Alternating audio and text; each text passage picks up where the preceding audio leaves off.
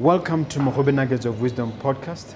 My name is Mompoloki Lerumo Mogobe. Our objective is to enthuse, inspire, energize, and empower entrepreneurs and entrepreneurs of all stripes here in BW and beyond. We do so by inviting these entrepreneurs and entrepreneurs into our makeshift studio. Sometimes we call them to the restaurant, sometimes we go to our studio. Hello and Dumela Mbetsu. My name is Mompoloki Lerumo Mogobe. Let me welcome you to another episode of Mogobe Nuggets of Wisdom podcast. Always a privilege and an honor to bring yet another entrepreneur, somebody who is going to empower you and have a positive impact hopefully in your life.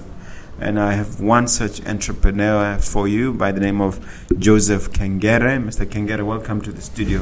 Thank you so much, Mogobe. But before we carry on with the interview, can I just ask the viewer to strike that subscribe button? We really need your support, guys. And Mr. Khengere, let's start with a short intro and a little bit about your background. I am Joseph Khengere.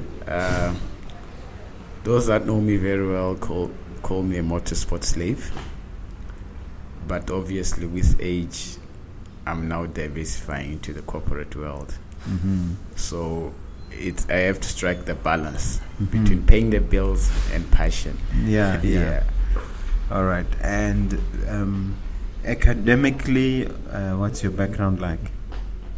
Hey, the truth is, I've got a degree in business management systems, but I have never actually made use of that degree because ever since I left school, I used to sell sneakers from USA when I was schooling in South Africa.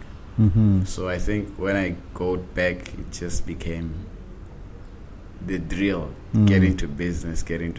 So I've worked before, for about 6 years at Subaru as a sales and marketing manager.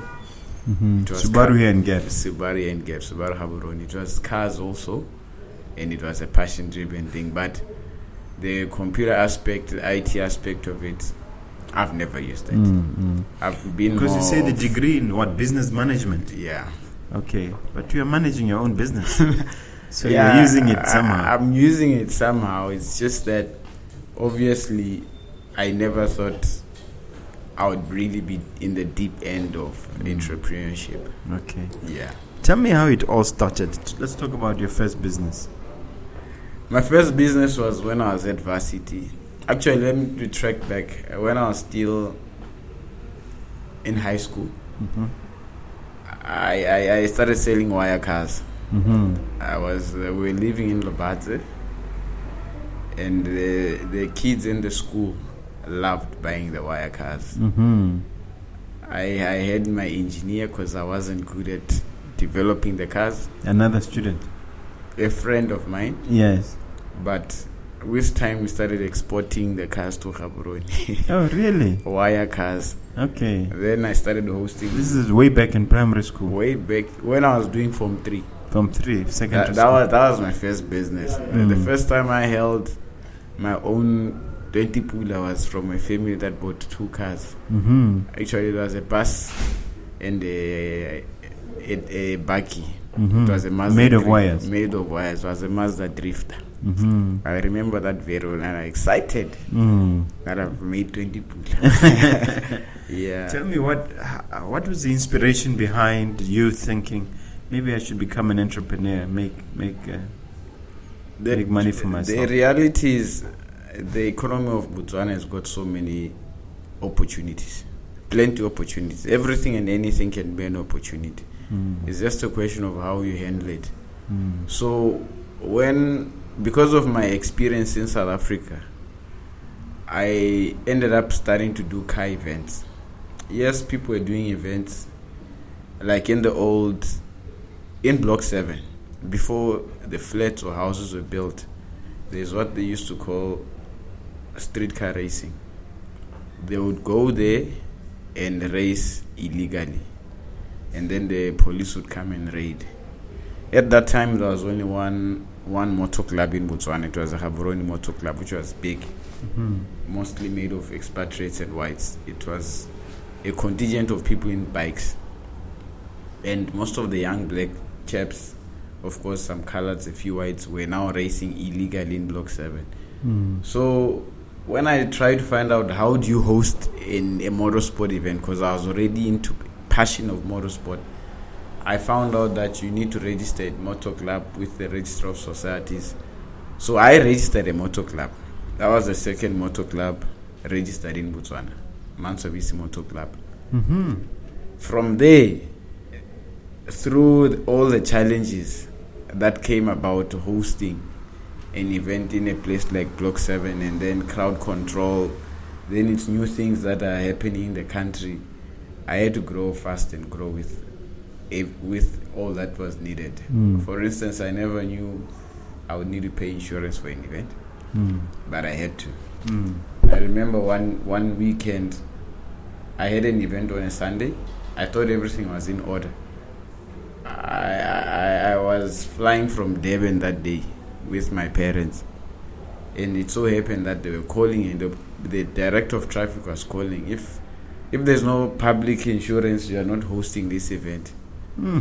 And people were now really getting into it, and because Block 7 was too large, we couldn't control the crowd, so the event was going to happen in Lobat. So you can imagine, the moment I dropped the flight straight to Lobat, and luckily we knew somebody in insurance, and it happened. The event happened. Able to get insured. Yeah. Okay, let's backtrack a little bit. You know, the passion for cars, I can see it starting when you're young, when you're selling those wire cars. How did it then translate to actual cars and actually now doing it as a business? I think you should take us through that journey. Yeah, what happened is, through the running of the events, I was able to host the first legal street car race there in Lobat. I think that was 93. From there, I met a gentleman called Mr. Carlos Diabro. Mr. Carlos. He's the owner, the former owner of Subaru Botswana. There was a model in the Subaru brand called the WRX. That car was one of the quickest at that time. So that's where I first met him. Now, for me to get a job, I organized a 4x4 challenge at Lion Park. That was a question of me diversifying into all types of motorsports. During the 4x4 challenge, there is a car called the Subaru Forester. It looked very small, much smaller than the Toyota Land Cruiser, but there were terrains where it was actually outperforming the Land Cruiser. At that stage, I was doing my last year at varsity. I just took Carlos's business card, and one of the days when I came back, I just told him, can I come and see you? I actually started working the same day. No CV, nothing. Just out of passion. No application. Let's do this. That's how I started selling cars. Yeah, so you can imagine that I had a degree in IT or business management. That was just on the side, under the pillow. Yeah. Because the passion was cars. Yeah, the passion was cars. Yeah. Do you drive cars yourself? Yeah, I do drive cars myself. To the point of participating in the competitions? Initially, I used to. Then I realized I can't have two heads. I can't run an event and also try to compete, because then you're going to make a mess of both. Yeah, because one very important thing about the way the Road Traffic Act is written is such that you, the person taking control of the event, needs to understand or see the nitty-gritties 100%. So you can imagine that split second when you're in your car doing whatever. For the spectators, anything can happen and you're answerable. So I had to choose. So you chose to manage and to run the stuff on Okay. Now, what does it entail? Take us through to run a successful motorsport event. What are the key ingredients? What does it take? It's complicated. The permits are obviously not the biggest challenge, because if you know the protocol, you go through the process of Botswana Motorsport. They'll get you the public liability you get the police permit. That's easy. But the event itself, that's what's critical. Because for companies to jump onto sponsoring car events, you need to give them a return on investment. Now, one challenge that's there in Botswana is there's no racetrack. So all events are done in makeshift facilities. And for a bank to associate themselves with a makeshift facility, you really need to have mitigated the risk aspect. Most of these big companies, like the lubrication companies, they've got she officers, and it's not just about I can host, I'll bring numbers. It's about the risk assessment, emergency evacuation plans. Are they up to their standard? Do they trust that in the event that there's a fire, people will run into a safe area? Those are all the things. So one thing that's there is it's not very easy for companies to sponsor or partner with events in makeshift facilities. So based on your question, when you say what is the biggest challenge is, you really need to have moved your marketing so that at least the gate takings can make business sense. Otherwise, you can be borrowing money or using your hard-earned savings and you come back with a loss. It has happened to me, but because of passion, soldier on. You kept going. Yes. All right. I seem to recall, correct me if I'm wrong, there was a time when you were organizing events right here in the now CBD, when it was still bush. Tell me about those experiences. Yeah, those were the good times. Those were the good times. I remember when it was still called Bonington Farms. Yes. The street that runs between Massa and what's the other mall down that side? Square Mart? Yeah. That road that runs between Massa and Square Mart, that was a drag strip. It was a drag strip, and we would get approval from the city council to close the road. Drag strip means that's where the race takes place. Yeah, that's where the race takes place. It used to bring big numbers. Unfortunately, I was still young, so whatever money you make, you just squash it. Yeah.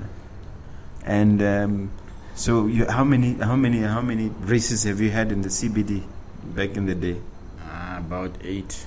8. Yeah, 8. And then it so happened that there's a thing that happens more Gaborone. Once something becomes common, then everybody wants to do it. So they now started saying, no, we can't give you the CBD anymore, because now everybody was now bothering the city council and the police. We also want to close the road. So it became an ISO. That's how eventually we now moved back to race in Lobatse. Yeah. Share one of your favorite events that took place in the CBD. The first one. Yeah, the first one. The first event that took place in the CBD was a cherry on to all the events I've hosted. Because one, people never thought an event could be legalized.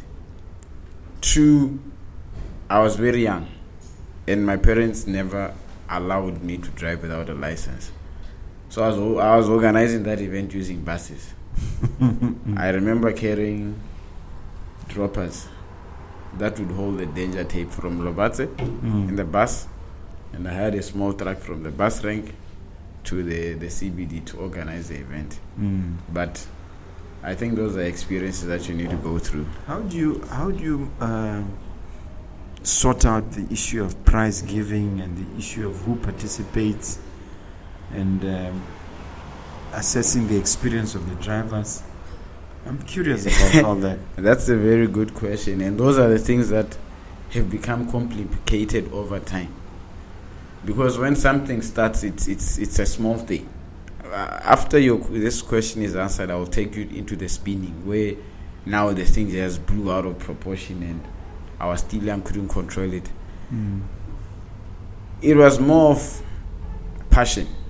The first days was more of passion. People just wanted a place where they can race. The cops come, nobody will be chased. and I was leveraging on that, because with the registration of the club, I had the rights now to host the events. So I just had to make sure that simple basic things like ambulances and fire engines are there. But between me and you, at that stage, should an accident have had happened, I don't even know what could have been the end result, because you can imagine the loss of life. And at that time, I think I was 19. 19. Now they ask who is responsible, this 19-year-old. That's insane. Yeah. But okay. Spinning, you're going to touch on that. yeah, that was the now the breakthrough into everything and anything. What basically happened is we leased a piece of land behind Westgate Mall, which was then known as OK Foods. Yes, along around the Western 2000 bypass. and something, yeah. It was a car wash, but because it had a big paved area, there was one famous gentleman, he's still famous, his name is Sexton. Yeah, he had a Mercedes S500, which at that time was a high-end car, but Sexton didn't care because he was a mechanic. And because it was a V12 with a lot of power, he would spin it around. So eventually now people started coming here every Sunday. And now that's how the name Spin City came to be. That place was called Spin City. And now because I was the owner of the lease, now I basically inherited the name Spin City. It was now my name. Yeah. And the place was called Spin City. So that was a time when almost so many things changed. What would happen on a normal event was I would tell the owner of the mall that now I'm going to have a small event. And because now Facebook had just come into existence, people started putting it on social media. Within the fourth event, it had now grown out of proportion. Because in an event, people just go, park the cars in front of the mall, around 10, the whole day they're at the back. Western bypass along the island, there by Wimpy filling station, full of cars. Which means I'm paying rent of 2.5. The people paying rentals of 45,000 are not making money.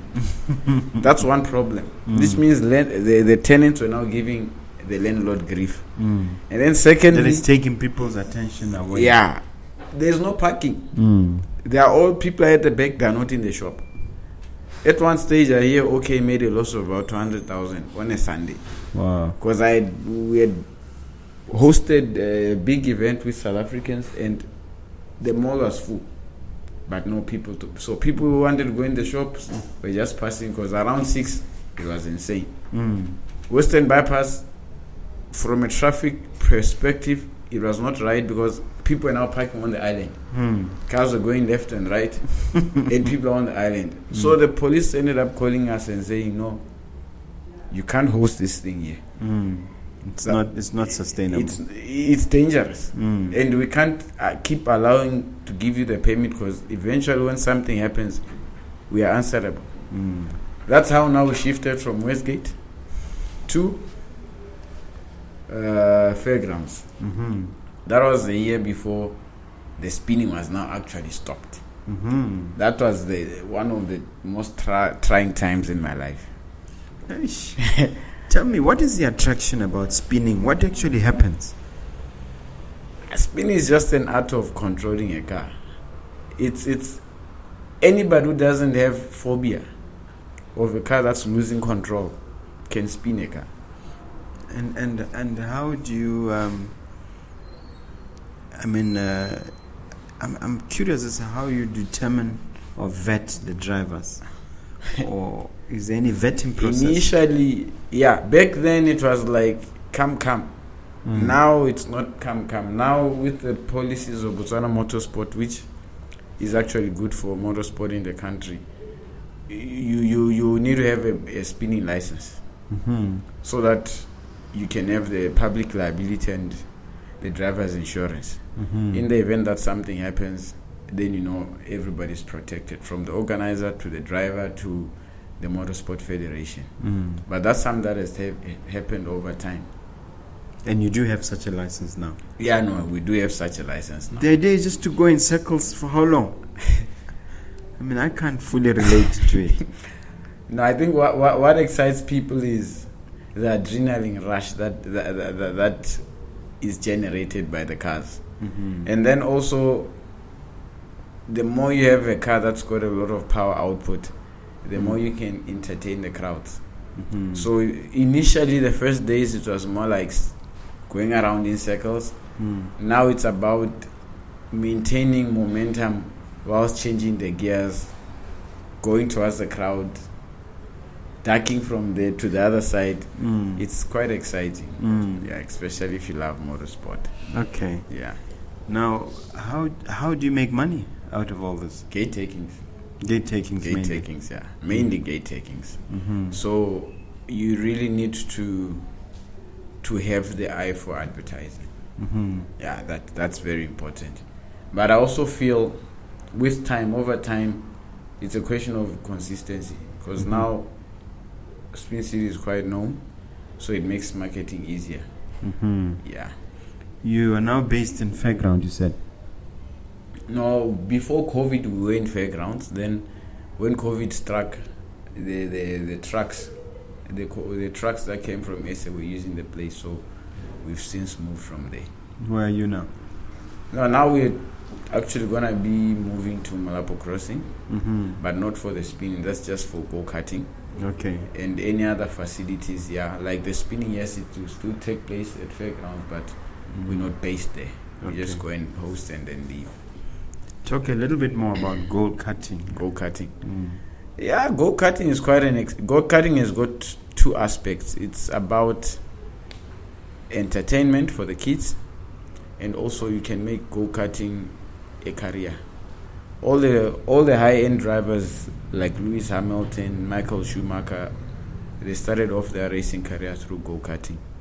So one business model that's there is, once we see that, okay, this child excels a lot in the entertainment karting, then we discuss with the parents and see if they can procure a racing kart. We used to have an academy, and we had a student called Sean. He's been to Mauritius before, and he was kicking. For competition? Yeah. So that's one of the main reasons why we say we need a racetrack for and moving away from makeshift facilities, which we normally do. Does South Africa have a setup like that from which to benchmark? Yeah, it does, and we normally go there too. Whereabouts? Zwartkops, that's before you get into Joburg. Kailam is just between Stanton, somewhere around there. And then obviously in the Western Cape, and many other racetracks. And these are full-time racetracks? Yeah. Okay. And just to touch base on that, I think if, for those people who watch the Nuggets, if there's an investor out there who wants to make a lifetime goal of continuous funds, you need to, let's talk. We can see how best we can have the only racetrack in Botswana. How much space is needed? Or how many hectares are needed? Basic, you're talking of about 40 hectares. It has to be huge. Yeah, it has to be huge, because you need to have all aspects of motorsport to make returns on it. You can't just make a racetrack that will only allow 4x4s or will only allow the saloon racing.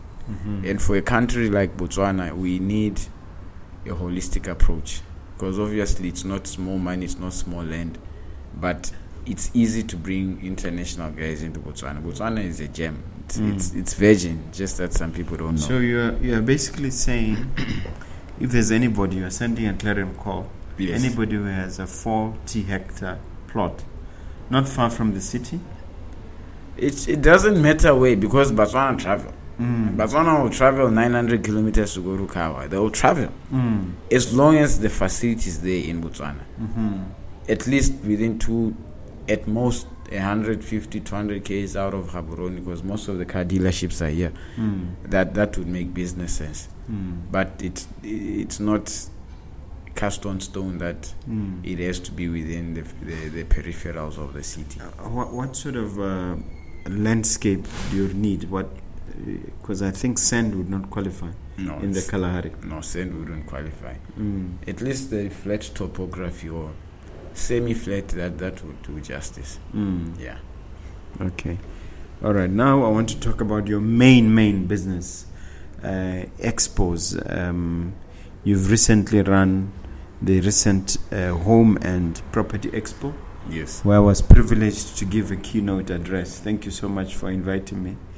So, but let's just start with at the beginning, how it all started. Personally, I'm one person who, before I get into an industry, I always want to understand the ins and outs. So, at this stage in life, I want to get into property.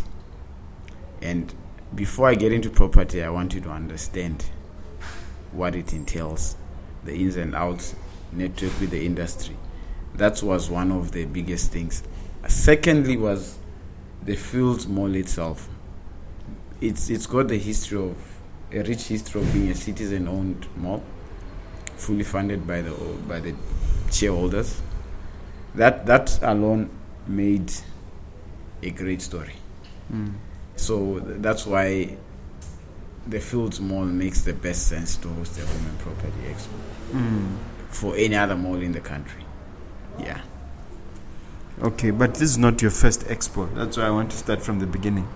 Yeah, I've hosted so many events, so many expos, dog shows, car shows. Car shows I can host them easily because I know the budget's overhead. I've worked in the construction expo. I've also assisted other companies do their mining expos as well. So expos right now are my bread and butter. Yeah. You formed a company for that purpose? Yeah, I had to form Tinawe events. And in Tinawe basically we are three. I'm the head and the major shareholder. And then I've got Batisani. He's our designer. He's one running the website and all the designs that come from there. And then we've got Maduo, who does all the admin work. That's the main office. The rest are just people who do help us set up the events. Okay. Yeah. When was your first Home and Property Expo? No, this was the first one. Oh. This particular one was the first one. Okay. And how did it go? To be honest with you, it was beyond expectation. One thing that was there was you need to position an expo well such that the funds, the financial year of Botswana starts in April, right? Yeah, for the government. Yeah. Yes. It starts in April. So because we wanted to have the expo to be the first one in the mall and the first one for the year, we couldn't wait for the financial year. We just had to do it. And the way people were excited about it, it was phenomenal. It's just that expos are not easy to host. Otherwise, we'd be doing them every day. Yeah. And how do you target customers for an expo? First things first is the mall setup, the venue. There's two issues. You can have an expo, for argument's sake, at Grand Palm, at a hotel. The downside is people who go there are strictly going for that product because they've heard about it, they know about it. With the malls, it doesn't matter which mall. There's always traffic that you can tap into. Somebody might be thinking, okay, on Monday I'll go to BHC, but I'm in the mall. Oh, BHC is here. Let me just talk to them. That's why you need to target your clientele in a way where both parties are going to benefit. Because if you're going to have an event in a hotel setup, for instance, there is not much traffic in and out. No. So yes, it might be well set up, but to get the passive clients, it's not easy. Passing customers. Okay, I was privileged to, as I mentioned, to give a speech there. Tell the viewers about the quality of exhibitors and what came out of it. Any sort of learnings that came out of it. There's one thing about an event. It's about the returns on investment. You see, I'll talk about the Expo versus the car shows.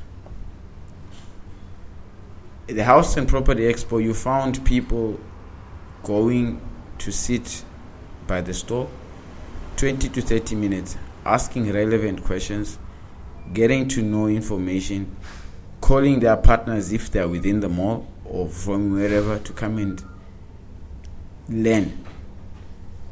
So the fact that people would stay for at least for some time on a particular stand, that was good returns on investment, because that's quality clients. With the car show, yes, you're taking the dealerships out of their comfort zone. It's a mall setup. There are many car dealers, but you're trying to focus on making a sale, learning a client, versus looking at what a kid is doing in the car, because that attracts two different clients. The passionate guys like I used to be, who definitely go to a car show, take pictures, versus those that are really shopping for a car. So with the home and property, a child is not going to go to a home and property expo. Mostly it was couples. It was people also trying to develop, and people are learning what the industry is all about. So it was quite a good experience and a good turnout. Was it deliberate that you didn't invite too many government people? Not necessarily deliberate. Sometimes you have to start. I didn't see any. Yeah, you have to start. You see, first cut is the deepest. Using all the information that we have, your speech as well, it's a leeway to now hit the big doors. Because one thing about some of the companies were like skeptical. What's going to happen? The new mall, does it have traffic? Now we've got all the information. And for sure, definitely next year we're going to have one section, the government section. Ministry of Lands, the Ombudsman, people will handle issues from the government level. That's a good note that you took. Yeah. Thanks. You have previously done other expos, I think Construction Expo as well? Yes. Tell us about that one. Yeah, that one has been going on for a while, for about 4 years. And it's growing beyond what I expected. Yeah. Because every time you start selling stalls, the moment you put up a billboard or signage, they're already calling. With this first home and property, we had to actually go door to door. Like I remember when we spoke to you before you traveled, you really wanted to get information. What was it about? With the construction, the moment they just see they are the ones calling, want a store. So that's the difference. And the construction one, where do you normally host it? Airport Junction. Airport Junction. Yeah. And how is it different from the home and property expo? I think construction is more of the building side of it. With the home and property, it's more of the insides of the house, the internals, the interior designing, trying to buy property, conveyancing, things that somebody needs to know when they're trying to buy a property. Whereas the construction is about, I want to build. It's about the built environment. Yeah. Okay. And when is the next one? November. October, November this year. Okay. Yeah. Same venue. Yeah. So am I to understand that your company's existence revolves around holding these two major expos and then one or two car shows? Yeah, that's what it is. That's you've said it well. We just want to also expand on onto something that brings the whole community as in. When we're planning this home and property, we had a lot of engagement with Leah. There's a lady called Leah Mashona. She's very, very, she's spot on. And she's one lady that wants to see Botswana businesses grow. With her input, definitely there is an event that we need to do that will be holistic to all industries and all locally owned companies, so that the money should circulate with them, and they should also get exposure. I don't know whether you've attended the expos in other countries.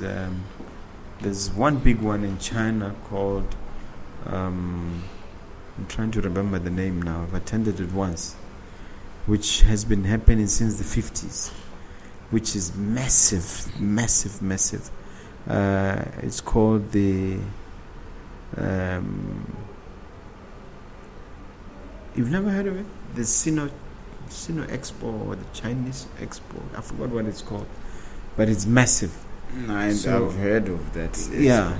You go there, you find everything and anything. You find everything and anything, and it's huge. Everybody takes it seriously. It's like everybody plans towards that one. And I hear that Expo once the companies actually book 2-3 years in advance. For the stores, because you can't allow yourself to lose a position. Because once there's an opening, immediately it's gone. I was going to ask you if you've been to any of those to see whether you can. I've been to Auto Mechanica in USA, and that's basically on my passion for cars. And it's a big vibe. Everybody and anyone is there. Car models that haven't come yet to Africa, you find they're already there. Maybe a year later, you see that. That's when they're coming by. Now, any significant challenges or setbacks that you've encountered? My biggest challenge was when car spinning stopped in this country. Because of its growth, at that time, I left my job, and I was focused on running this car spinning. And I remember when that event was cancelled, because of the word spinning is not in the Road Traffic Act. So it was a question of what is spinning. So I organized everything and anything only to be told, no, you can't do this. Just because the word doesn't exist? The word doesn't exist. How come they do it in other parts of the world? It's country to country. With us, Botswana, you can, according to Section 60 of the Road Traffic Act, you cannot host any motorsport event without the consent of the commission. So because that word is not in the Road Traffic Act, it was a question of, oh no. And it was a big event where we had at least 50 international drivers. And you can imagine planning for that and then losing it last minute. After investing a lot of money. My life just went west. Why didn't you get a lawyer on it? If it's happening in other countries, surely there's a way of fighting through it. That's true. It's just that sometimes you ask yourself, I still need these people tomorrow. Is it really worth it? What's going to happen? And then people are like, no, the government can keep postponing a case and you are the one paying lawyers. They themselves have got the AG chambers, the people are on a payroll. You are the one sinking. So I was like, rather not.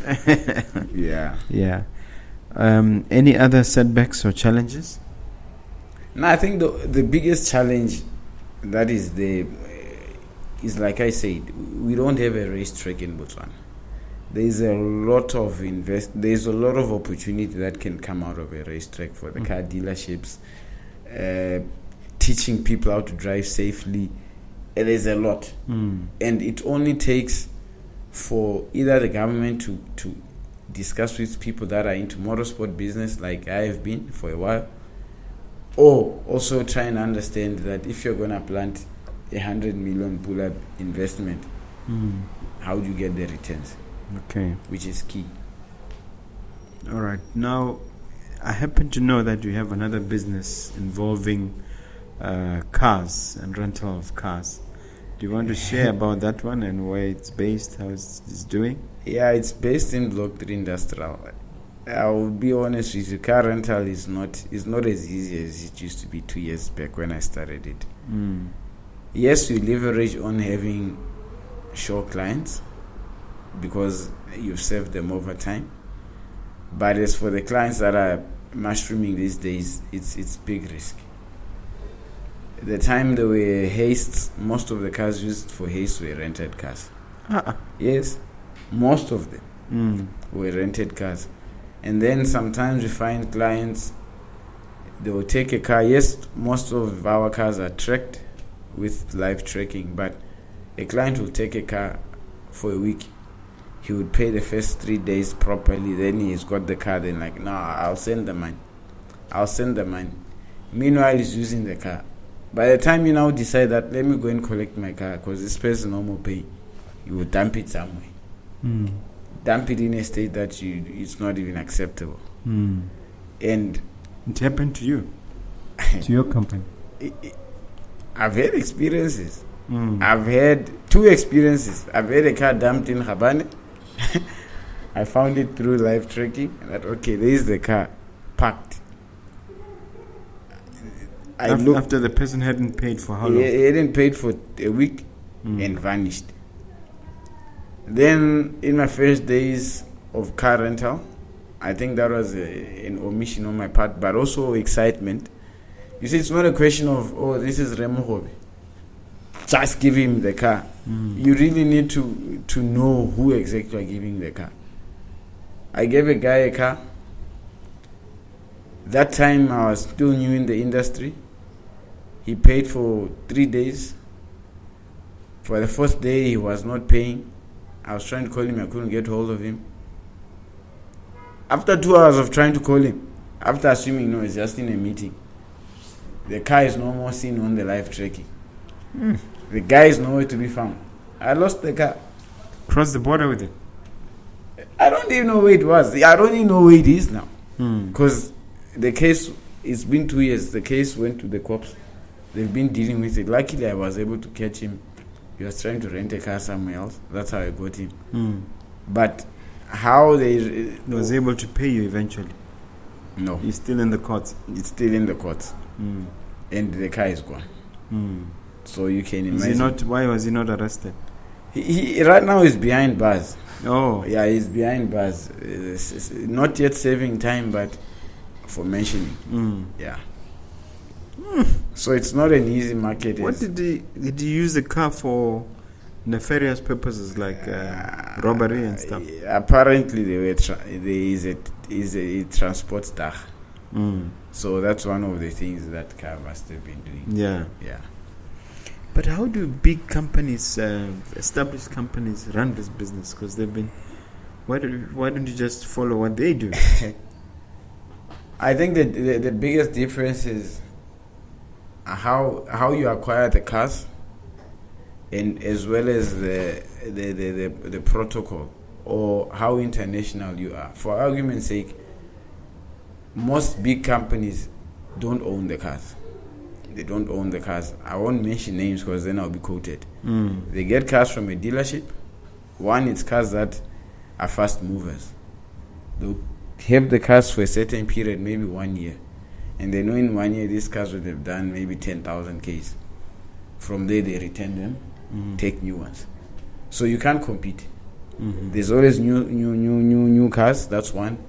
2, they are always rotating the cars. So you find that a car that's worth 90,000, you're trying to buy it off the car rental fleet. They'll be moving them so that they bring you stock. Yeah. And for 10 or 15,000 less, it's a good car that you're getting. But those cars are on consignment. They are not owned by the rental company. Are you contemplating getting away from the business? You don't sound too gung-ho about it. I used to, but I wouldn't leave because I wouldn't leave the business because all I do is leverage on the clientele that I have. So I'm not. It's a question of being hungry or not being hungry. If you are hungry for those clients, then you will give everybody and anybody a car and run the risk of losing a car. But if you are trying to be proactive and protect yourself, then you just wait for your clients. They will call. So how many cars in your fleet at present? Hey, that's a question to put out there. It's about 4 cars. Yeah. Yeah. And you just call and you rent, and Yeah. are there any other protocols? No, definitely we need to know. We normally drop off a car at a location, not just come to the office and take it. Because like the first car that went missing, the client said it is in phase 2. When we're now looking for the car, that plot number didn't exist. So now it's a question of, okay, you say plot phase 2, we drop the car off at your place. Okay. I rented a car when I was in Mauritius, and I noticed that you always rent it with fuel on it. How do you handle the issue of fuel? The way the economy is going now in Botswana, the best way is to give a client without fuel. It looks abnormal, but that's the best way, because if they find fuel inside, they'll use it and they won't want to pay for it. So you'd rather give them a car that they know, I'm going to Palape. They'll put fuel for Palape and come back. You tell them properly, plan for your trip, because if you leave fuel in here, nobody's going to reimburse you. So that's the best option around it. Because in the old days, it used to be that you get it with a full tank, right? That's how I started the business. Full tank all the time. All the time full tank, but then they pretend the car, I don't have money for fuel. Yeah. It is returning the car. You can't hold them at ransom. Fuel versus the car. You need the car. Yeah. Well, entrepreneurship is obviously in your blood. And there's a thing called persistence, a thing called grit that you need to survive. How did you develop it? And are you satisfied that you've developed that thing? The tenacity to stay with it? Yeah, I've developed the tenacity, but I wouldn't say I've reached the breaking point. Breaking point, you mean a satisfactory point? Yeah, no, I still need to be strong, because sometimes you wonder, you can ask yourself, why am I doing this? Those days do come. So for people who have reached the epitome of tenacity, they obviously like, this is nothing. So yeah, I've gone through challenges, but I think I haven't reached the top end. And is there a particular experience that you went through that you said, "Ish, that was a near-death experience"?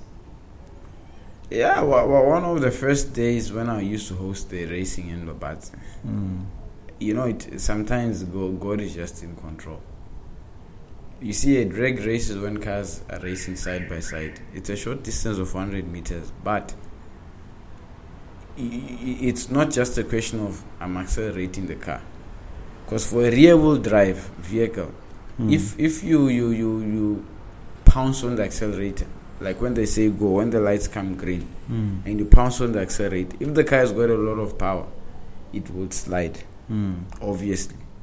Now, when it's sliding, and the driver does not have either the confidence to hold it, or maybe has got stage fright,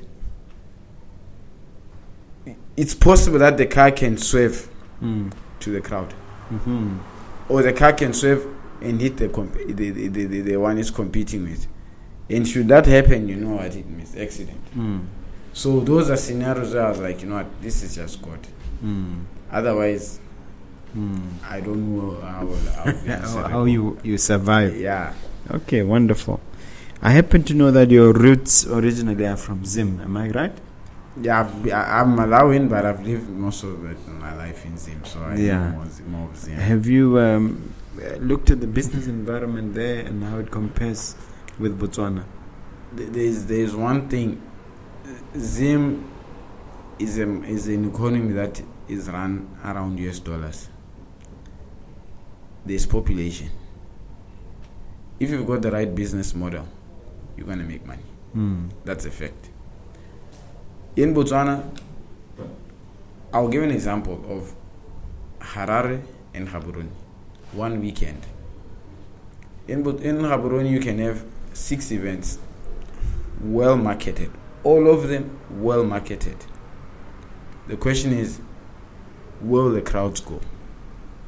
It's either you're sharing the people because they're low population, or some of the events won't have people at all, which means some people are going to lose. Some promoters. In Zimbabwe, Harare, everyone's going to make money. Mm-hmm. Everyone is going to make money. Because even though we read in the papers about the economy being devastated. There's one thing about human beings. Human beings always have money for entertainment.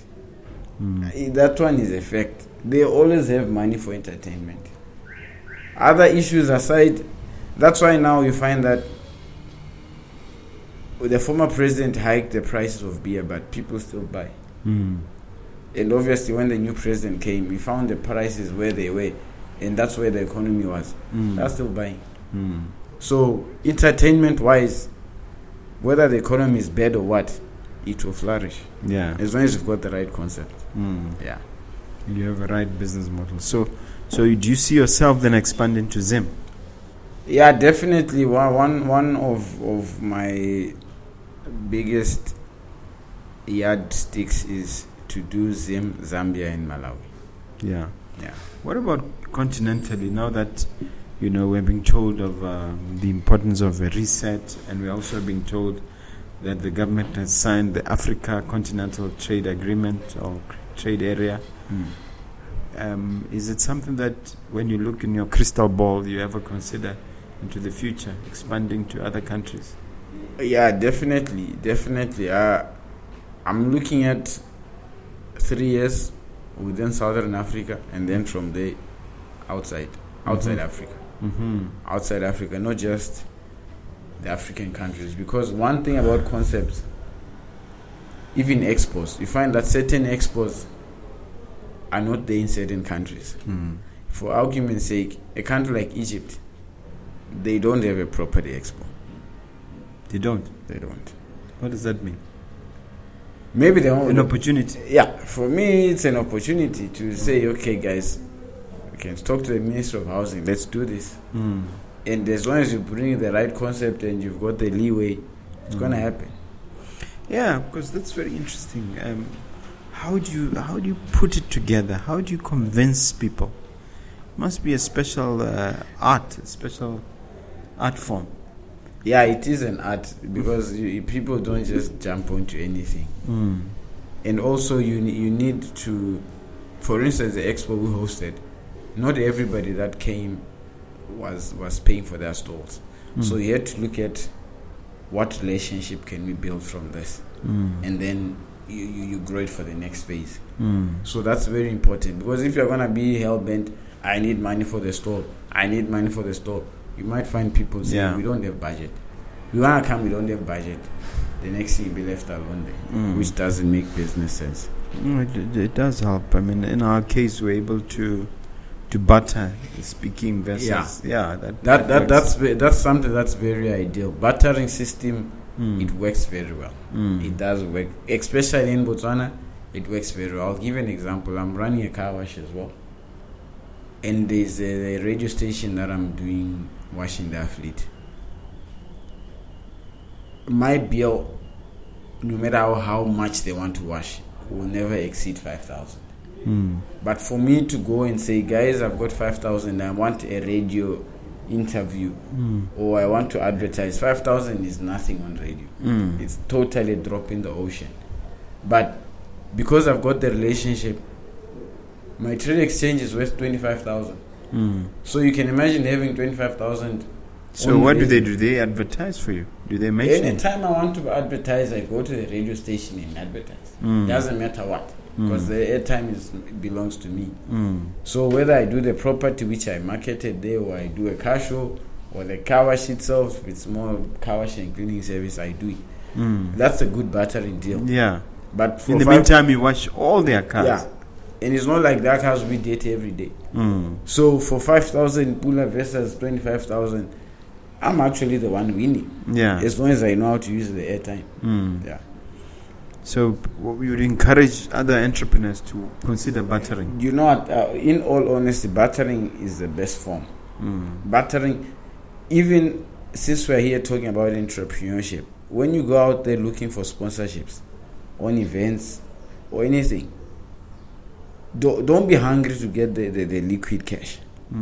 Because some companies will say, you know what, for argument's sake, you go to CA Sales. They are a distribution company. You want 100,000. You would rather say, okay, can you sponsor my VIPs with drinks and brand it? For them, it's exposure. The drinks are in-house. Than saying, give me 25,000 pula cash. That they would rather listen to the bartering versus the paying of the cash. Yeah. Same thing for a sponsor. You would rather look at what you need out of the sponsor. For instance, if you're doing a spinning event and you need petrol worth 5,000, it's difficult to motivate. I want 5,000 in cash, but I say I want fuel worth 5,000. Fuel worth 5,000 will come out without any negotiations because for them it's a community that is there all the time. Yeah. So guys who are listening to the podcast, when you're trying to secure deals, sponsorship deals, look at what you need. When you approach a company, talk to them based on what you need, not the monetary aspect. Because there are a lot of fly-by-nights out there. And then it's also a question of, as long as you're pushing money forward, it's like you're desperate and you tend to diminish the trust that they had. So you'd rather them pay off things directly as opposed to you saying, give me the cash. Because sometimes they can give the cash, the event flops because you're using the money for something else, which is highly possible. Yeah. Yeah. So there are many advantages to adopting that. Plenty. All right. I guess the question that I was asking you, which I don't know if you fully answered, is in terms of your brand, in terms of your name as Joe Khengere, what can we see in the next 15 to 20 years? Do we have a picture of what the brand will look like? In all honesty, the biggest thing I want for this country is a racetrack. I want to have that legacy that Joe became the pioneer of Botswana's first racetrack, and possibly to be the only one. So with a racetrack, I can host events. There can be seminars on motorsport. You can groom motorsport talent, tapping them from a young age. And we can also have an economy that revolves around the racetrack. Because people do travel from all over. There is, like in Kenya, there is what they call the East African Rally, Classic Rally. It's as big as a desert race, but it's owned by Kenya. The desert race is an event that comes to Botswana, which is part of a South African calendar. With a racetrack, we can own something that is 100% Botswana owned, which is where I would want to see myself before I take my last breath. I would be happy to see Botswana have a racetrack. Wow. Yeah. So the challenge for now is to find the land that is suitable. Yeah. Find the land, and then investors, you always have to sell them the right story. Yeah. And show them the returns on investment. That's what it's about. Yeah. All right. Now this is the time of the show when you get to ask me a question if you have one.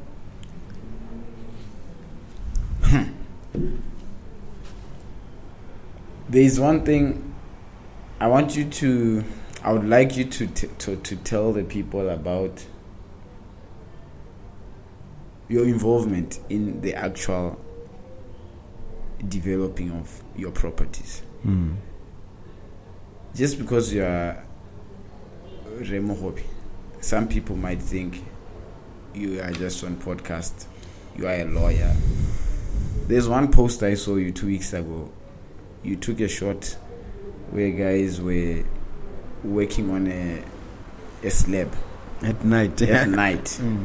I looked at that status like, these are those who will work hard for a dream that they want to see happen. So I just wanted you, when you said I should come to the podcast, I just wanted you to to get the people to relate that it's not all about the podcast, being in a suit. owning the building, you have to get your hands dirty. Yeah. I think that's one thing that a lot of us lack. I absolutely agree with that. I'm the kind of guy that would spend time at the sites, mingling with the actual laborers, trying to get my. I don't physically do the work most of the time, but I get to participate fully. For instance, there are some nights where, when you are doing a particular piece of construction, like the slab you're talking about, you cannot afford to pause the work. You have to do it through the night, because if you don't do a particular section on a continuous basis, you're going to have cracks, you're going to have incomplete stories, you're going to have uneven surfaces. So you need to be monitoring. I have the good fortune of having a very, very good builder who helps me monitor where we are. So there are some crucial gaps that sometimes have to be done through the night. Another example beyond the slab is when we are pouring the walls, even for Mogobe Plaza, where you would have trucks coming around the clock to bring in cement. To bring cement. And it has to be on a continuous basis. And these companies, they know. You pay them well in advance, but you have to be here making the noise. Sometimes the truck driver is not available. You have to inform the owner. All those things. So it's a way of saying, look, don't just enjoy the results. Enjoy the journey. Enjoy the process. Be part of it. So I'm someone who's fallen in love with the process.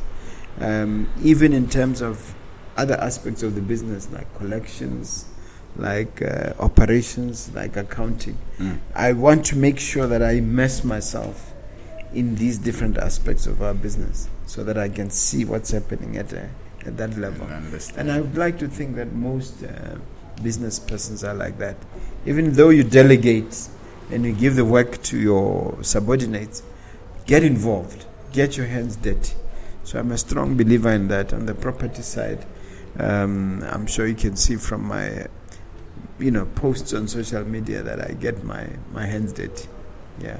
No, I'm happy I've got the full explanation. That's something that I really wanted to get out of you. Yeah. You have to get yourself involved. Yeah. Now, as we conclude, I want you to look at that camera, Mr. Khengere, Yes, sir. and leave the viewers with one final motivation and uplifting message. To all you viewers out there, one important thing that I'll rubber stamp is, once you focus on your dream, nothing is impossible. There's nothing like there's a lot of competition in Botswana. Everything and anything is possible.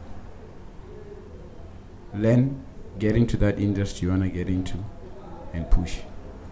Don't look back. Thank you so much. All right, now this is the time to share all your contact details, including physical address and social media contacts. All right, you can find me. My direct line WhatsApp is 77046600. You can find us in Block 3 Industrial, opposite Cash Bazaar Holdings. You can also find us in Mogobe, where we're running a garage. It's a new Carland along the road. We didn't get to talk about that, yeah? We'll talk about that next time. Yeah, along the road to Mompoloki. I think that's basically that. Facebook, it's Joseph Khengere. Email is cartalkbw@gmail.com. Talk meaning power, TORQUE, not TALK, not TLK. Yeah. TORQU. Yeah, talk as a power. Yeah, power. Yeah, horsepower. Exactly. All right. Thank you very much for sharing with us. Thank you for your time. Okay. I appreciate it. Okay.